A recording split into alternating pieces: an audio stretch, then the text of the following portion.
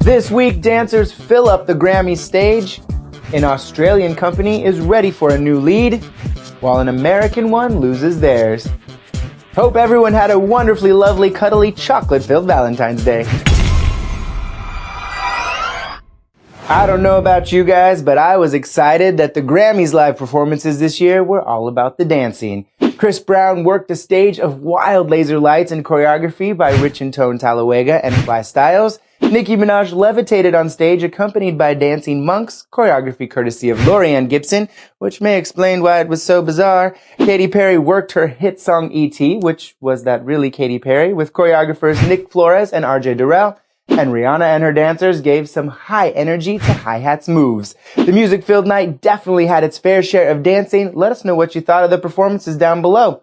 And now here's Star with the featured music video. Gloria Estefan just released a new video for her single Hotel Nacional, inspired by Rocky Horror Picture Show and Birdcage. Now the video takes you back into the 1940s with a room full of swing dancers, which lent flips, kicks, and high energy. This upbeat party was choreographed by Christopher Scott and directed by none other than Kenny Ortega. To all my friends down under, Australian dance company Chunky Move had a recent shift of roles as Anouk van Dijk is taking on the role of artistic director, replacing company founder Gideon Obarzanek. With the position, she is starting strong with new decisions and new dancers. 300 applied to audition for the company, which Van Dijk has so far narrowed down to 22. She will take over full-time in July when she will begin staging a brand new work on the company.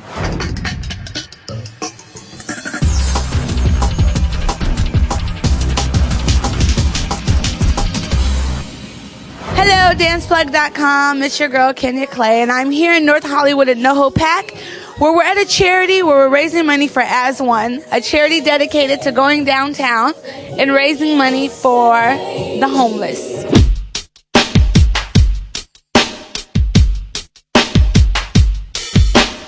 Well, we're an organization that caters to the homeless community of the Los Angeles area. And so what that means is that we try to just help create a bridge between them and the resources that are actually already there. And a lot of people who are living on the street don't know about resources that are there. We like to give out food, we like to give out clothes, we like to give out anything that's motivational, Bibles, books, things of that nature, so that people feel like they're recognized, they're loved, and they're encouraged to continue to go out and, take advantage of the things that are there. What are you going to be giving them today? Well, try not to give it away. Yeah, it's going to be kind of a fun little surprise. But we'll maybe just look to the right and we'll give like a little bit of what we might be doing. A little heat, a little Miami heat. Something like this to where we can give our talent to give back.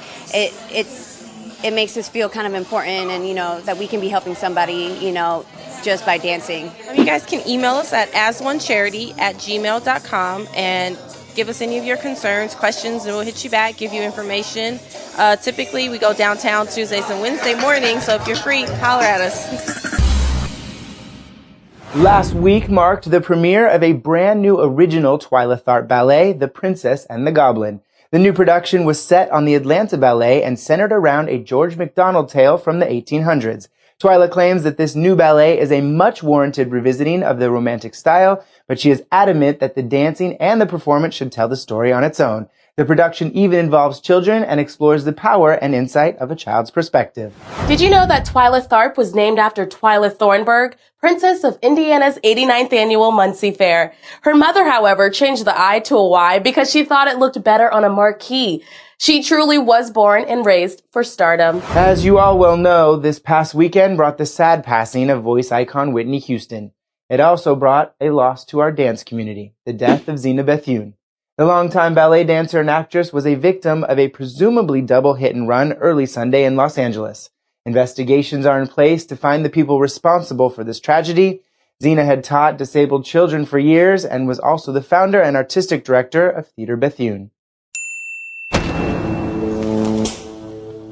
Miss Angela Tadero is quite the well-rounded dancer, specializing in jazz, but also well-versed in ballet, contemporary, tap, and more.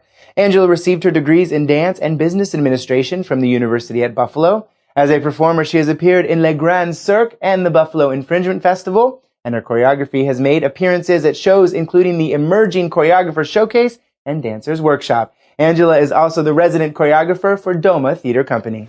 Get ready, ballet meets contemporary rock with Gaia, an original new ballet brought to you by the Artist Community for Change LA and featuring guest artist Stilt World. You can catch the show on February 18th at the Barnsdall Gallery Theater in Hollywood, followed by a Q&A. It is a one-of-a-kind production you don't want to miss. And if you're on the East Coast, we also have a show for you on that same weekend. Catch a breath of fresh air with Exhale Dance Company's 5th anniversary performance, Shifting Soul. Directed by Michael Sustin, this contemporary jazz company hails from Philadelphia, but will be performing their show in New York at Perry Dance's Salvatore Capizio Theater on the 18th. This week, Gina Starbucks bringing you a new advanced jazz funk routine. Don't let the complicated details of the arms and hands throw you off. If you release your torso, you'll get a feel for the natural flow of the movement. Looking for a track to dance to for class? Well, fresh off the Super Bowl, Madonna's pop track, Give Me All Your Lovin', is begging to be danced to. Okay, at first I wasn't feeling the track, but now it's kind of catchy. Now y'all better get on the bandwagon because Madonna is hitting the ground running with the new album and tour, L-U-V, Madonna. And back to Ben with some Dirty Dish. Peel.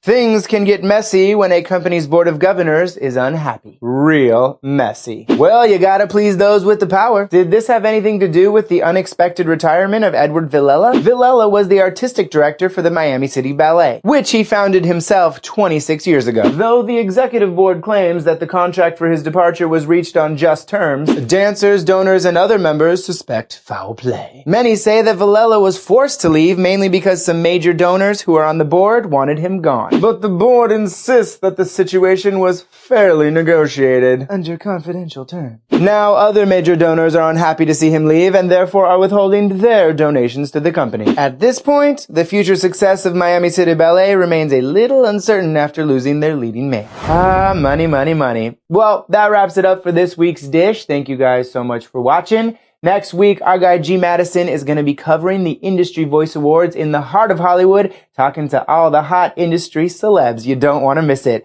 It is my pleasure giving you the dish every week. I'll see you guys next week. I'm Benjamin Allen saying peace and chlub.